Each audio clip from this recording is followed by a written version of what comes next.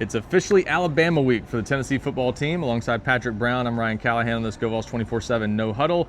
Monday of Tennessee-Alabama week. The Vols getting ready to go to Tuscaloosa on Saturday, 7:30 Eastern kickoff on ABC.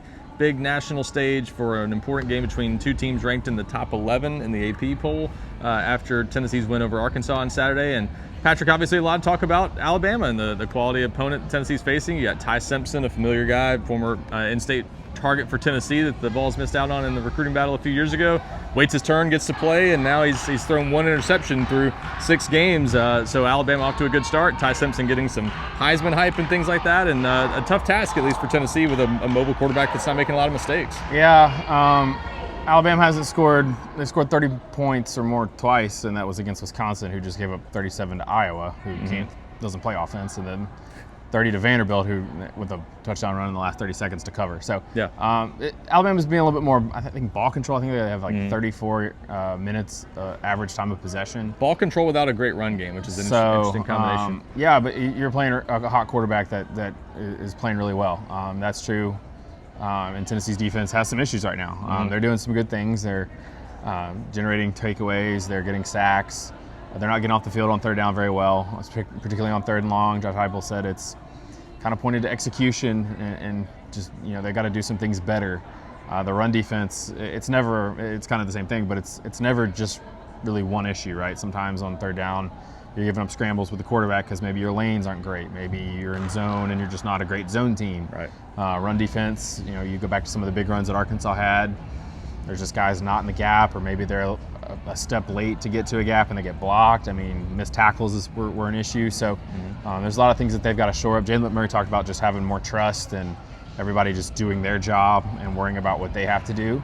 But yeah, I mean, this is a really good Alabama offense. Ty Simpson played really well. He's got some really good receivers. We'll see about Jam Miller. He got concussed in the second half against Missouri. So we'll have to see. But Tennessee's defense, they've obviously got to do some things better, but they've also got to continue doing the things that they're doing well, which is getting to the quarterback and generating takeaways. Yeah, and that was obviously one of the big points of discussion during Josh Heupel's press conference a little earlier about some of the issues with the run defense and third down and fourth down defense, things like that.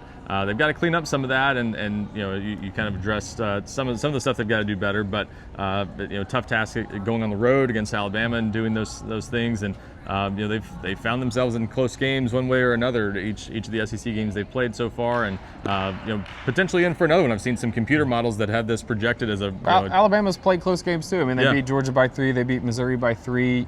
Alabama had to convert 3 4th downs on the drive that made it a 10-2 score game there late.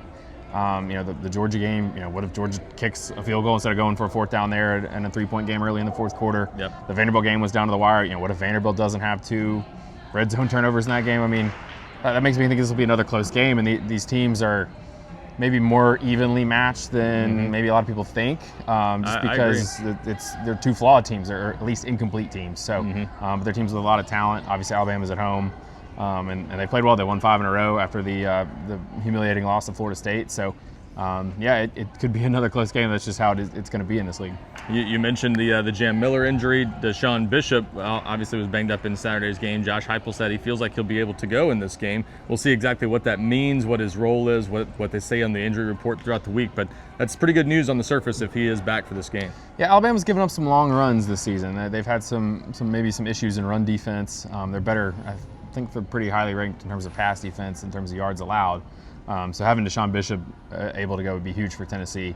I do like that this offense has different ways it can beat you. We talked about this a little bit. I think you brought it up on our post-game podcast the other night. But they throw for over 300 yards against Georgia, Mississippi State. They run for over 250 against Arkansas. Even within the receiving core, different guys are sort of taking turns. Chris Browse has obviously had a great start to the season, but he has 1 catch the other day, and they still put up a lot of yards and a lot of points because the run game played well. Braylon Staley stepped up, so they've got different ways to beat you and move the ball. So they need that.